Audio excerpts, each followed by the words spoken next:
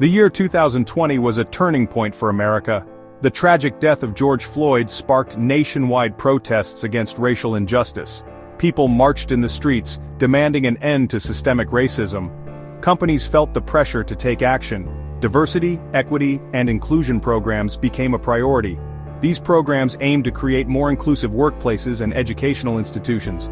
They focused on recruiting a diverse workforce and addressing unconscious bias. The goal was clear: to level the playing field and ensure equal opportunities for all, regardless of race, gender, or background. This movement wasn't without its critics. Some argued that DEI programs went too far, promoting reverse discrimination. They felt that meritocracy was being sacrificed in the name of diversity. This conservative backlash, however, did little to slow down the momentum of the DEI movement. As companies invested in DEI training and initiatives, the hope was that these efforts would lead to a more just and equitable society. The fight for equality was far from over, but 2020 felt like a turning point. America was finally having a long overdue conversation about race and equality.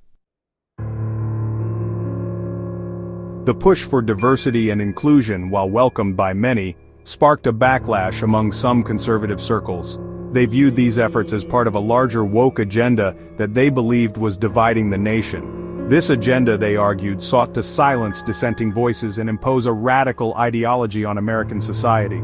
The term woke, once used to describe awareness of social injustices, became a catch-all phrase for anything conservatives perceived as excessive political correctness. DEI programs, with their focus on addressing systemic inequalities, became a prime target.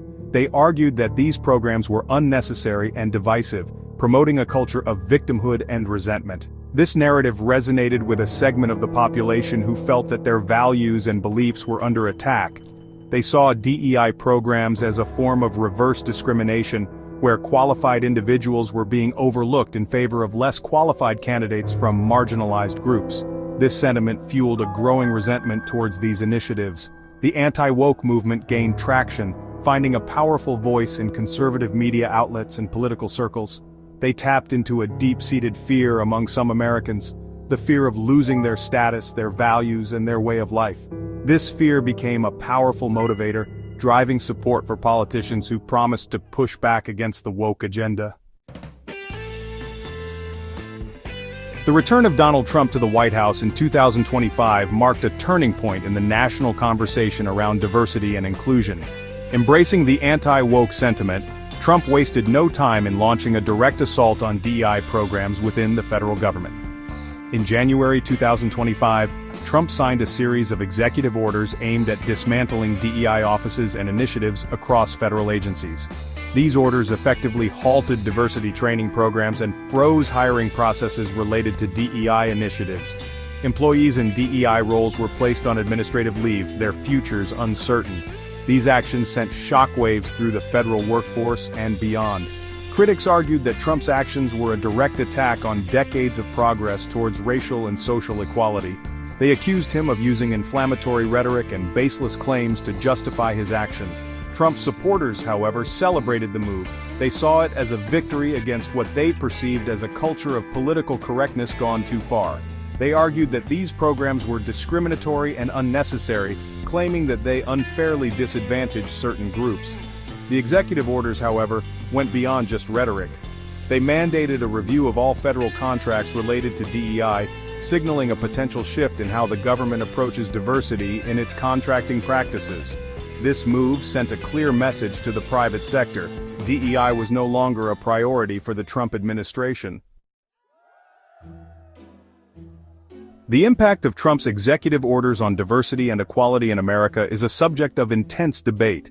Supporters argue that the move was necessary to end discriminatory practices and promote a merit-based system. They believe that DEI programs had gone too far, creating a culture of reverse discrimination. Opponents, however, view these actions as a significant setback for civil rights. They argue that dismantling DEI programs will only exacerbate existing inequalities and silence marginalized voices. They point to the importance of these programs in addressing systemic barriers and promoting equal opportunities. The long-term implications of Trump's actions remain to be seen. What is clear is that America is a nation deeply divided on the issue of diversity and inclusion. The debate over DEI reflects a larger societal struggle over identity, belonging, and the meaning of equality in the 21st century.